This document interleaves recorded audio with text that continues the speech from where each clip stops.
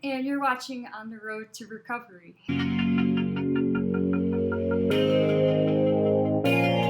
I'm on the road to recovery in Castle Rock, Colorado.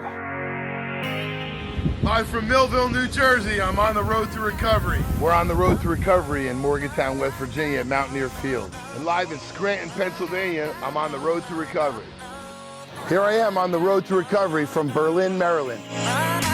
Hey, from Caseville, Michigan, I'm on the road to recovery. I'm on the road to recovery at Ann Arbor, University of Michigan.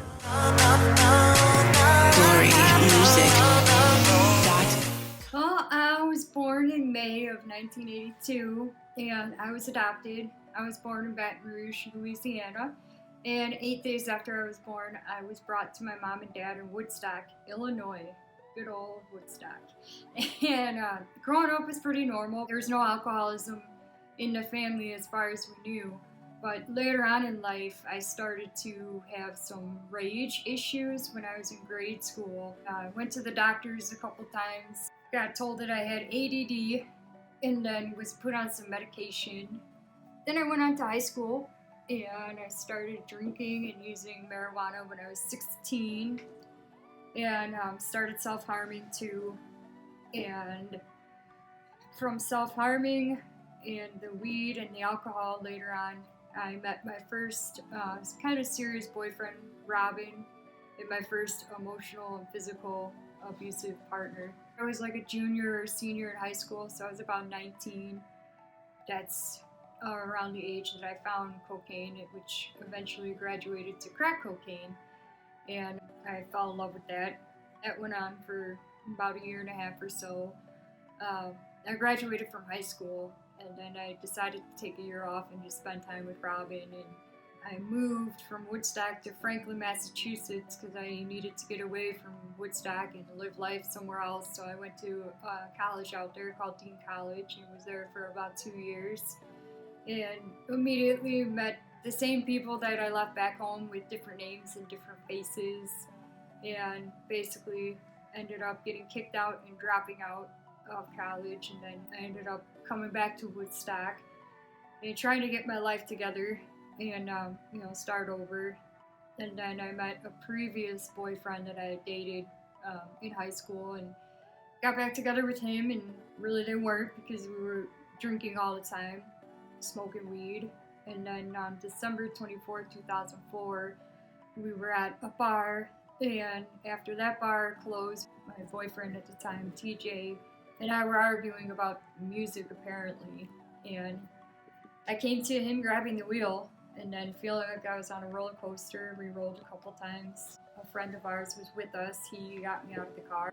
I went around to the other side of TJ, and he was still alive. So as I'm pulling him out, another drunk driver came and hit us from behind and threw him under the car, killed him on impact, and threw me 25 feet. I already knew he was gone. I just knew, and I was devastated. December 23rd, 2005, the day before the 1-year anniversary of the crash, my best friend growing up died of an overdose.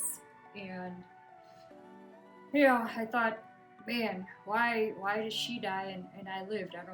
I had a lot of survivor's guilt and didn't know really how to handle it all. So that New Year's 2005, I basically overdosed on crack and alcohol in the same night. I didn't survive this car wreck for that, to have it come to this.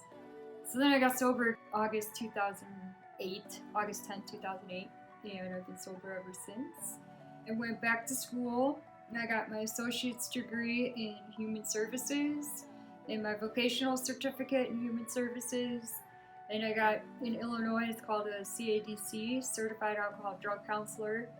And I got my bachelor's degree in human services, and I like challenges, so I decided to do a triple minor of psych, soc, and criminology along with the human services. So I got that, and I actually got into DUI counseling.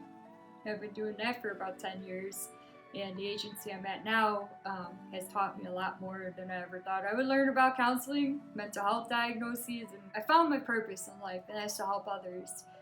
But my greatest purpose is my daughter.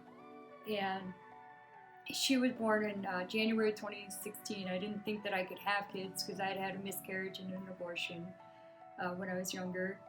And I didn't think I would ever have kids, or I didn't know if I wanted kids. I had no idea. I kind of did everything backwards regarding life and schooling and relationships and whatever else. But my daughter is like my biggest motivator. She's never seen me messed up, which is awesome. I'm her everything. She's my everything. Her name's Addie, and or Addie Cakes, as we call her, and she's autistic. And I'm a firm believer that God made me her mom and made that happen because He knew that I was capable of being there for her. Now, I'm not perfect by any means. Like, I may be in recovery, but I'm not perfect. And sometimes I struggle, They say that the first 3 years of sobriety are the most intense, with the first year being physical, the second year being a mental and emotional, and the third year being spiritual. And in my third year of sobriety, I was really tested with the situation that happened with my brother, which has landed him in prison. And I remember being with my mom and dad when we found out what happened. And the first thing I thought about was I wanted to go have a Jaeger bomb and just not deal with life and just be like, screw this, I'm not gonna do this sobriety thing anymore. But God has brought me exactly where I need to be today. And so God will bring you where you need to be today. So keep coming back and don't give up on yourself. And remember, nobody hits harder than life. But if we reach out and we pick up that phone, things get better.